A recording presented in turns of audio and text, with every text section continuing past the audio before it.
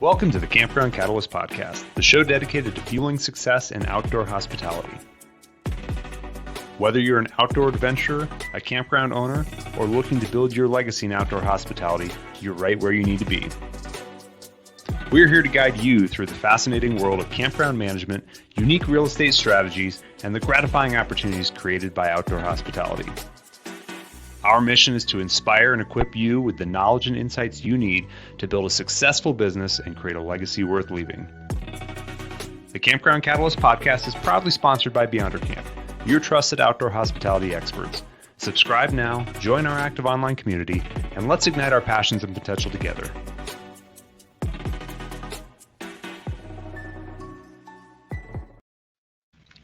From the moment that your campground hosts think about staying at your site, they're evaluating you. They're making memories about your campground. And today on our Campground Catalyst episode, we're going to talk about reservation systems, because online or over the phone, this is one of the first times that guests are going to be evaluating you. Got my co-host here today, Don Spafford, Adam Lundy. Let's talk about reservation systems. So what has been your experience, Adam, as you've looked at different campgrounds, as we've evaluated them, as we've purchased them? What's been your experience with reservation systems and whether or not campgrounds have even had systems? I was going to say it's either reservation systems or a lack thereof.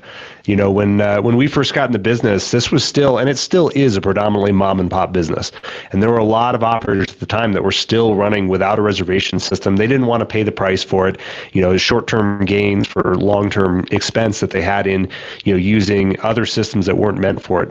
The first campground we bought, they managed half their reservations in QuickBooks, which is not equipped for managing an actual grid of reservations. They were literally just taking transactions, but they had a way that they were mapping out the way people were staying in there. It was a mess. It was a big disaster. You know, and we've seen, you know, cork boards with pins and 3x5 cards on them. That's how they map their sites out. They've got the site numbers up there and they pin the card on for who's there and who's next. But, you know, there's, you know, while it may be simple for them to operate, they're really leaving a lot on the table. So, you know, we fortunately came in at a time when there were some really great software solutions in place, and boy, have we tested, I think, almost all of them out. Definitely have. When we're looking at investing in campgrounds, Don, how important is that technology aspect and what you're looking at, especially as a campground owner or investor?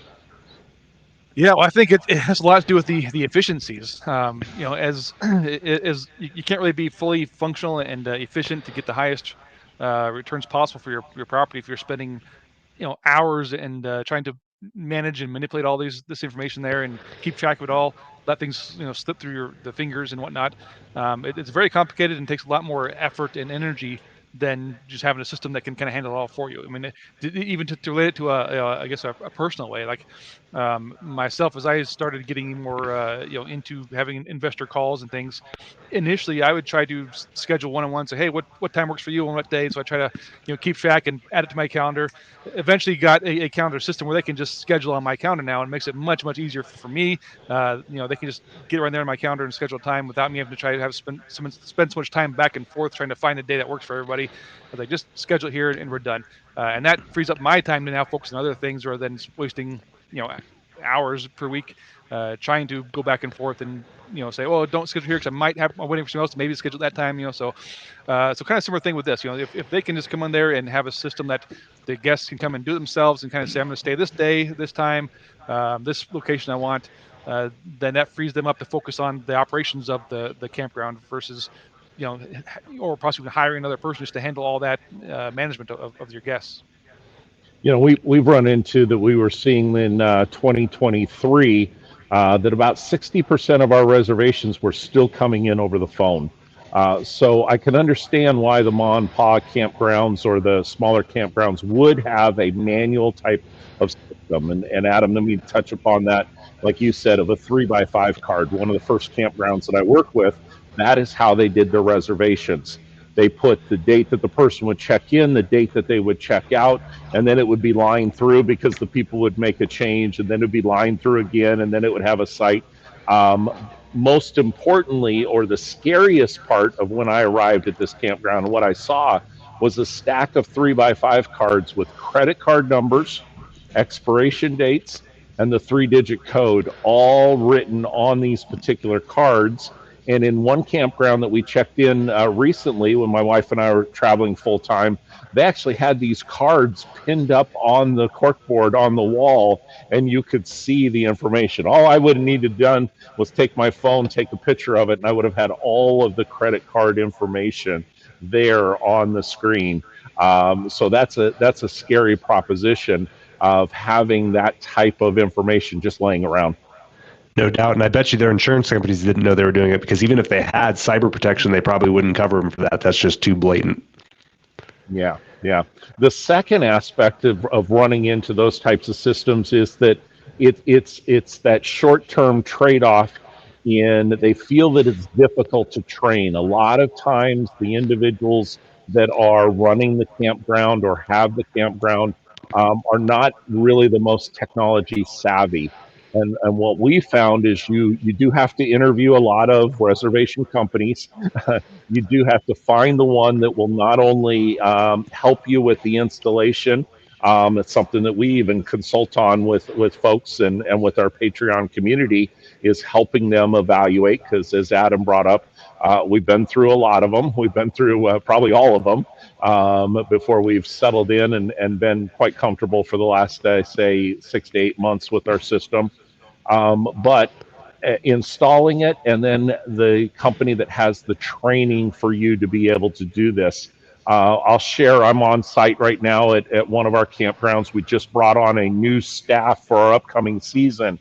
We were up and running in one day on our technology-based reservation system. Yep. Absolutely. And Robert, you mentioned too the training and onboarding being the dissuasion for some people. And what you have to really look at that is, if you're a campground owner right now who still doesn't have online reservations or a PMS system, that's a park management system that is managing your property, you are leaving money on the table. So there's a cost of that convenience of sticking with what you know. And what we've found in our history is that without having online reservations, that could be costing you 5%.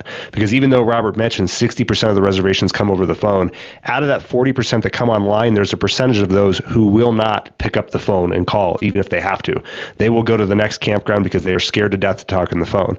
So you're missing out on those opportunities. The other big opportunity you're missing out on is your yield management, or what we call dynamic pricing opportunity you have, which is what the hotel industry has been doing for years, and which you can't easily accomplish with 3x5 cards or a ledger book without doing some very complex math. And that can easily be another maybe 5% of your revenue. So if you're a campground that's doing $600,000 a year in revenue, you might be leaving 10%, call it $60,000 a year on the table. Is it really worth it for the cost of not learning a new piece of software and finding a solution that's going to work for you? Right. Or even as far as somebody decide that they don't want to have the expense, right, to pay for this system.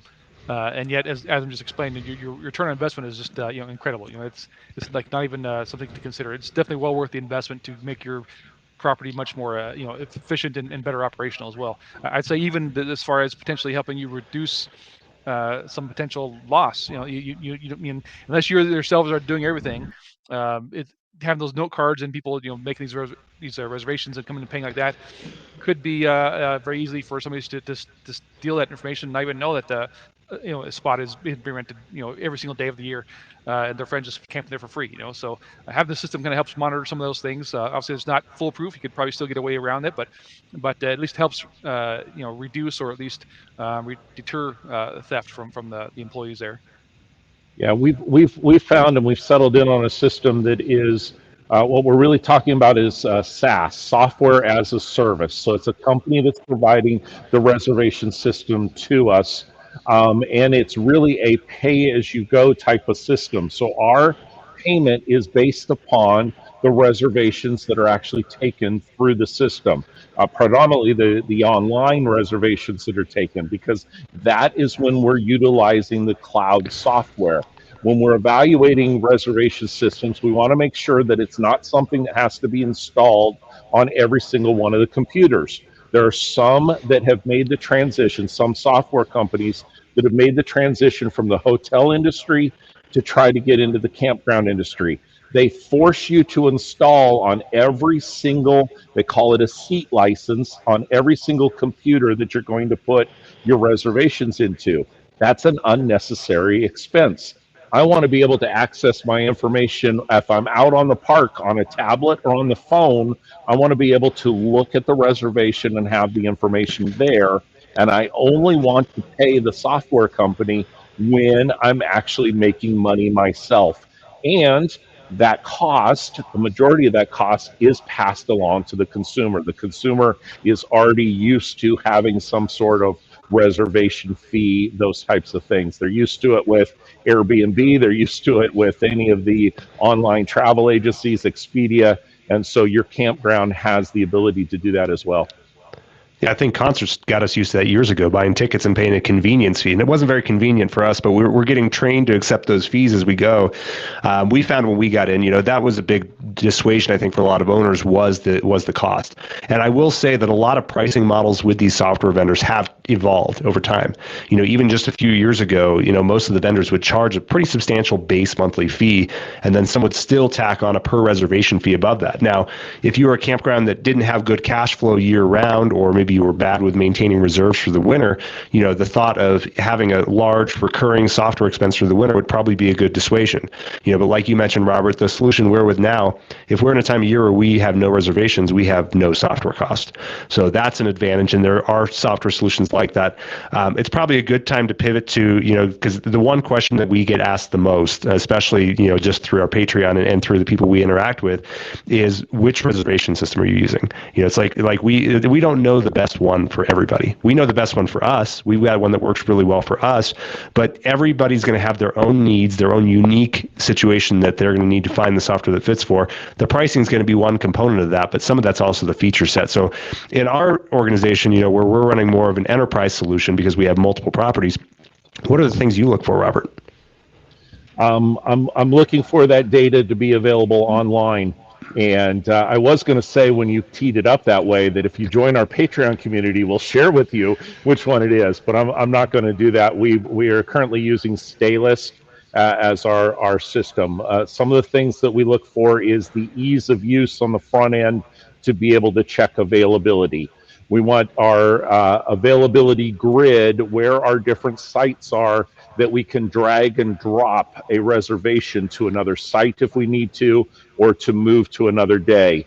Another aspect of it is that we have marinas, we have storage sites, we have motel rooms, we have cabins, we have tent sites, we have RV sites in varying degrees, full hookup, pull through. We want a system that is able to support all of those different types of systems, and also be able to do time slots. And what I mean by time slots is we have horseback riding, or we have a ropes course at one of our properties, or golf cart rentals. We can rent those by the hour, we can rent those by the half day, we can rent them by the full day, and block off that availability, and a customer is able to choose that online. So we look for those types of things on the front end with the easy training. More importantly, to the owner aspect, is we look at the back end. Is your revenue, is the data being tracked in such a way that you can import it into a QuickBooks system, etc. So every single type of category that we have, every type of site, we're able to segment that and have that flow into our revenue. In addition to it, one of the reasons that we do that is we have a bar, we have a pizza bar, we have a restaurant, and then we have a store at every one of our camps. The point of sale system being integrated together versus being separate. In Staylist, it's integrated, so we have one system, one training, and we can add items onto reservations. The last part that I would look at from this is who owns the data. So if you're looking at a reservation system and they are owned by a larger company, campground, those types of things, I don't want to be giving my reservation. Now, I know they all say that there's a firewall put up and those types of things. I'm not always the most trusting from that standpoint. So I do want to make sure that the company that has my data isn't turning around and using that against me. So I'm looking at it from that front end. I'm looking at it from my back end management, and I'm looking at the data availability and making sure that I'm the one that is able to get to it. Great, Robert. And if the Stainless team is listening, do you want to give your address where they can send you a royalty check for plugging them? I would love that. Yeah, no, support is a big issue of that. I had a issue come up last year on Thanksgiving Day, and submitted a support ticket and got an answer back on the same day. Now, what was I doing working on that day? Well, we had guests and we needed to take care of it, and we were getting that level of support. I think there's a couple past vendors that I'm still waiting to get answers back on support tickets, but we'll leave that aside. So they've lived up to it, but again, if they're not delivering, we're constantly evaluating, and we'll keep up to date on this, and we'll let our community know if there's something better out there, or if there's something that isn't working the way that it's supposed to. That's right. Now, like I mentioned before, it's a very personalized thing. There are all different solutions out there, and they meet different people's needs for different things.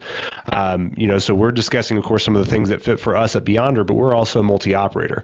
If you have a one location campground and you don't have, the types of amenities that require the time slots like we use, there are many other solutions out there. I think the advice I have for anybody who's shopping for one right now is don't just take the advice of one person like us. Actually go around and do demos with all these different software providers and judge them by what they have today. If we've learned anything in this business, they'll all tell you what's coming in the next quarter. That's their aspiration. If they actually get it in the next quarter, that's a miracle. It's typically, I'd be surprised if we see it usually in the next 2 years. Would you agree? Oh, and we call that vaporware in the industry, is that it looks good on a brochure, it looks good in a demo. Show me how it is actually set up and what the information is doing. We've got a list of features that we would love to see to be able to support our multiple parks, and sometimes we stretch what we're looking for, and we evaluate it park by park, site by site, and what our individual needs are, and are we getting the best return for our investors. Right. Now, one thing, when we were buying our first campgrounds and we were talking with some of the first owners, I remember Justin and I were at a campground talking with an older couple who owned this campground, and it was the same people who came back year over year. And what made them successful was their ability to follow up with the people who had been there the year before. Now, they were not running a software solution. They were running a ledger book of all their reservations in it, and they would, at the end of the season, go through and call everybody on the phone and get them to book for the next year. And that's what made them successful with all these return people. Now, when we're looking at a database, which, Robert, how many campers do we have in our database, ballpark? We're probably over 18,000 in the way that we've acquired campgrounds in our users or our guests that have been visiting either those campgrounds over the years or have stayed with Beyonder. Right. So 18,000 people, for us to make all those phone calls would be a really big achievement if we were able to get through that. So what we found, though, is that having the software solution gives us the ability to make more touch points. So maybe not even just that one call, we're actually giving them multiple emails. So we've got, and that's a big benefit of having your software solution. You have the data right there. You know when they stayed.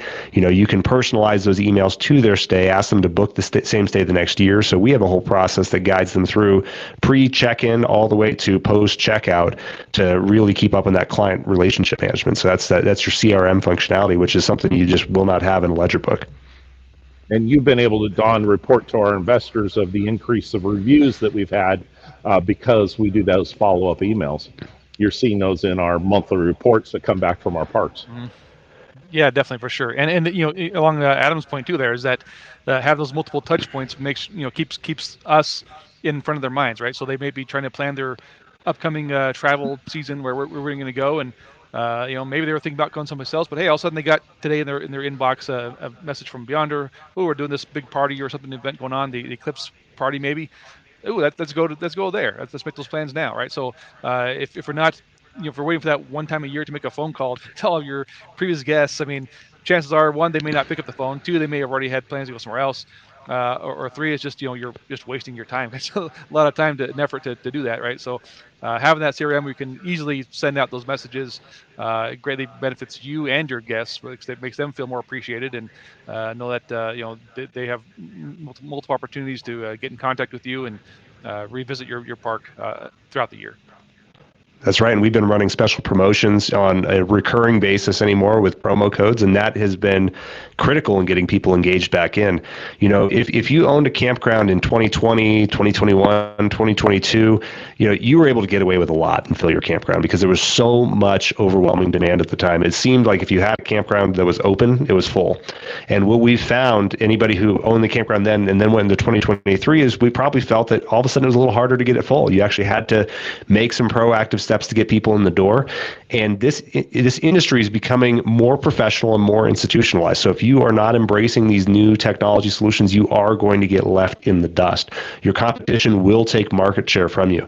It's something we even felt in our position. Unfortunately, we were able to recognize it and pivot and react to gather it. But if anybody who is not running with these solutions going forward, I'm afraid that their future might be very challenging.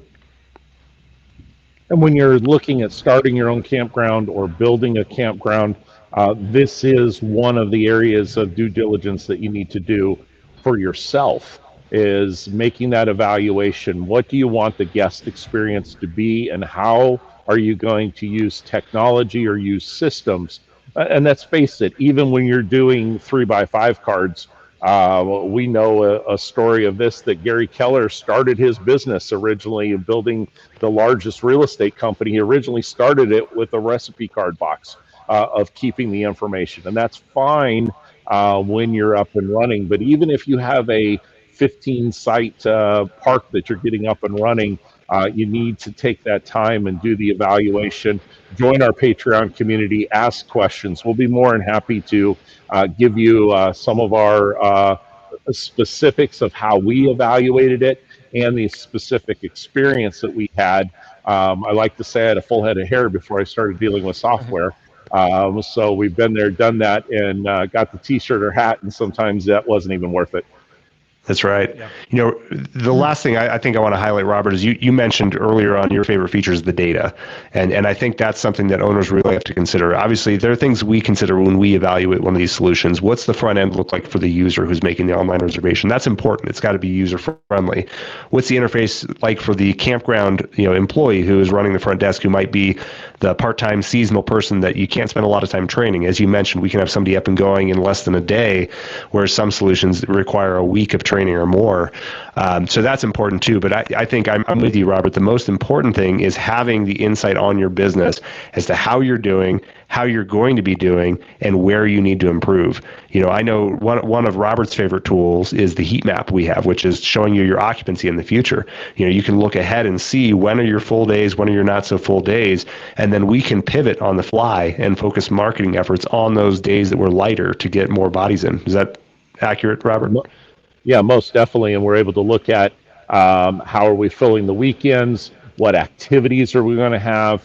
We work very closely then with our marketing department of making sure that we then boost our Facebook or Google in order to highlight those particular areas and segment it by the types of properties. Are our full hookups working better than our back-end sites? Are our waterfront or riverfront working better than our non? And then our cabins or our different items are on there. Getting that reporting data as well. We talked about ancillary income and ancillary revenue. Because I'm not dealing with a separate point of sale system, I can look at my, shall we say, market basket analysis as to, yes, I had a reservation, but how much additional would I have? I tell a story of one of our guests that stayed for a weekend in a cabin.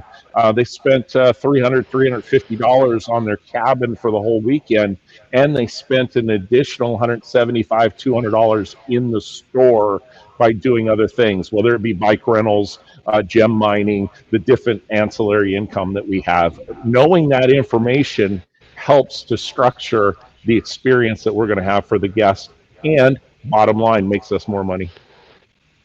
Amen to that. Yeah, I'd say maybe one more thing to consider, especially for those that are still using the note cards on the wall, like Robert was saying before, with all your credit card information, right? Having a reservation system where you can keep all that stuff, private, held within your at least your control, will safeguard you somewhat from potential lawsuits. Obviously, if somebody were to get their credit card information stolen, they could trace it back to there. Then yeah, you're putting yourself in a lot of risk. So have that all kind of centralized and protecting your guests is to your benefit and to their guests. Absolutely. I'd say on that point too, the big consideration there is the data security and the insurance on that, Don. One of our former providers that we used kept the credit card information in their database, and it kept a signature of it on our computers. So we had to go through some really enhanced security measures to protect that data and to attain PCI compliance, which is protecting that credit card data. Because without that, your insurance company, even if you have cyber protection, which I venture to say a lot of people probably don't, which they should, your insurance may not cover you if you're not hitting that requirement. In our case, our vendor's using a third party interface for that, so we are twice removed from the credit card numbers. So that's giving us more insulation. If that merchant service has a data breach, we're further insulated from any claims about data coming out of our system. And you're an individual owner having to deal with chargeback fees, having to deal with disputes. We've virtually eliminated those because of having that secure system from end to end.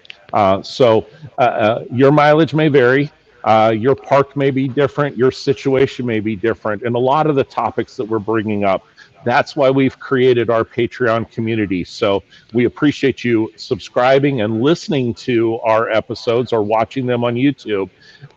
Where the sauce really is in the Patreon community. That's where the four of us that are involved, Justin's not on this episode, but we're monitoring that. We'll answer your questions. We'll be able to assist you. If you have a topic that needs more, if we need to dive into a subject a little bit more, then we'll make it into an episode. We also are posting bonus content in there, content that is only available to members of the Patreon community. So you can find that at patreon.com/Campground Catalyst. For my co-hosts, Dawn and Adam, we appreciate you tuning in to Campground Catalyst, and make it a great day. Thank you for joining us on this episode of the Campground Catalyst Podcast, where we take you behind the scenes in the fun and gratifying world of outdoor hospitality. We hope you were inspired by today's show and better equipped to take the next steps in your journey. Remember, you can continue the conversation and connect with fellow enthusiasts by visiting our website and joining the Campground Catalyst community on Patreon at campgroundcatalyst.com. There, Patreon members get exclusive access to special listener perks, they get their opportunity to engage with the host, and they get their questions answered on one of our future upcoming shows. The Campground Catalyst Podcast is proudly sponsored by BeyonderCamp, your trusted partner in fueling your success in outdoor hospitality. Until next time, keep both your campfires and your passions burning.